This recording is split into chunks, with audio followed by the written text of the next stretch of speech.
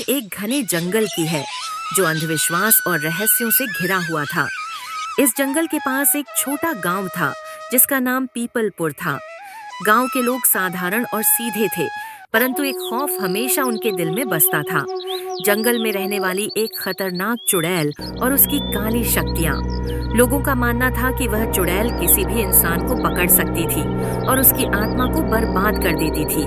गांव में एक बुजुर्ग तांत्रिक भैरवनाथ रहता था, जो जंगल की चुड़ैल के बारे में बहुत कुछ जानता था।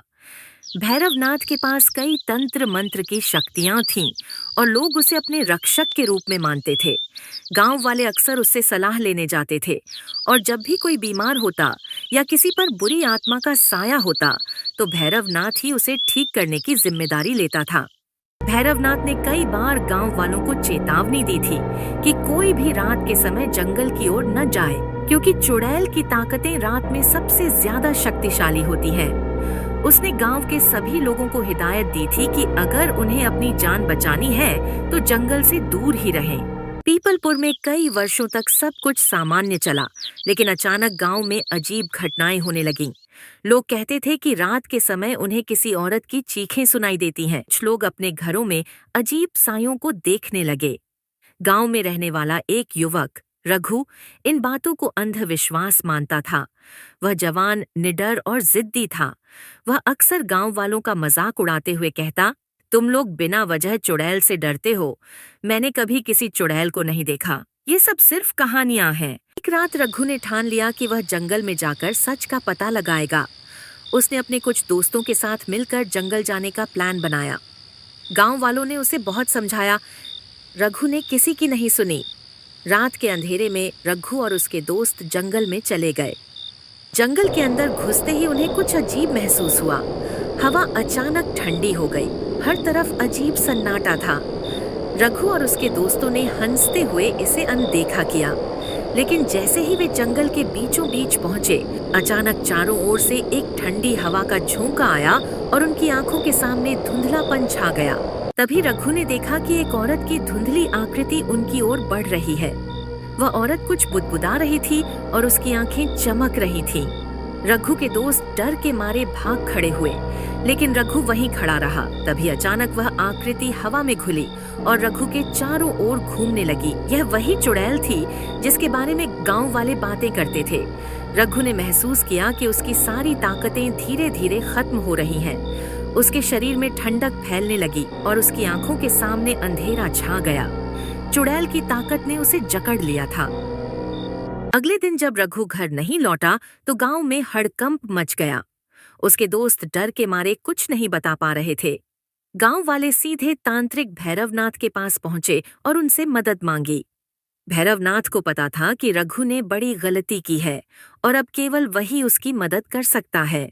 भैरवनाथ ने अपने तंत्र मंत्र का सहारा लिया और जंगल में जाकर रघु को खोजने का निश्चय किया। उसने अपने साथ कुछ तांत्रिक वस्त्र, मंत्रों से पवित्र की गई राख और एक शक्तिशाली त्रिशूल लिया। उसने गांव वालों से कहा, चुड़ैल बहुत शक्तिशाली है, लेकिन मैं उसे रोक सकता हूँ। तुम सब यहाँ प्रतीक्षा करो। भैरवनाथ जब जंगल के अंदर पहुंचा तो उसने महसूस किया कि वहां की ऊर्जा कुछ अलग थी।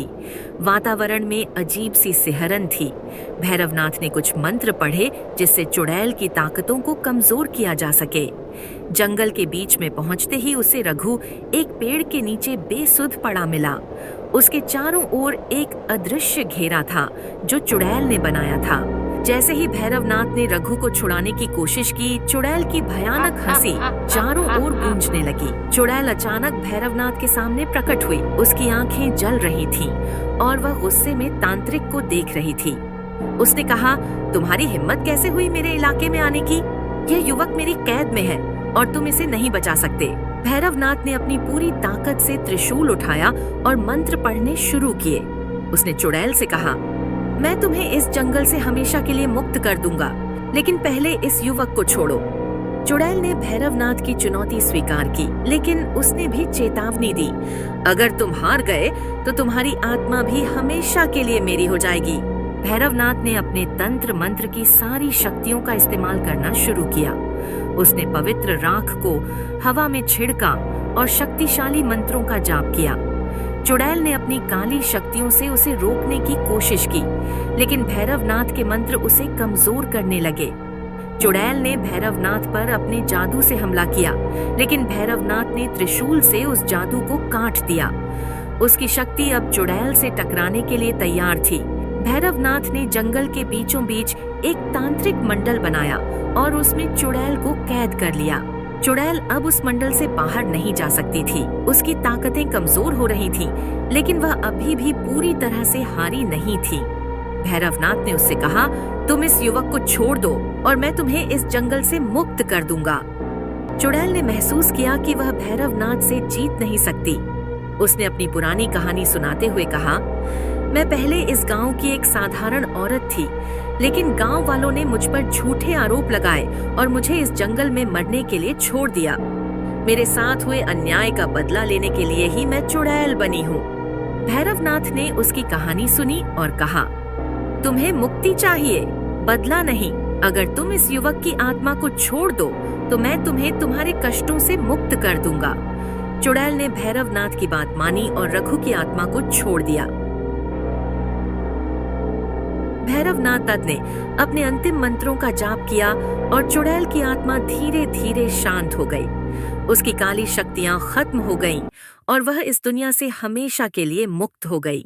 रघु धीरे धीरे होश में आया और भैरवनाथ उसे सुरक्षित गांव वापस ले आया। गांव वालों ने भैरवनाथ का धन्यवाद किया, जिन्होंने अपने साहस और तंत्र मंत्र से चुड़ैल के आतंक को खत्म किया था।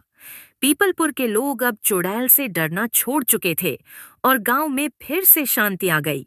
भैरवनाथ ने साबित कर दिया था कि सच्ची शक्ति केवल तंत्र मंत्र में नहीं, बल्कि न्याय और करुणा में होती है। चुड़ैल की आत्मा को आखिरकार शांति मिल चुकी थी और भैरवनाथ के तंत्र मंत्र ने उसे मुक्ति दिलाई। पीपलपुर का जंगल अब सुरक्षित था और गांव के लोग एक बार फिर बिना किसी डर के जीने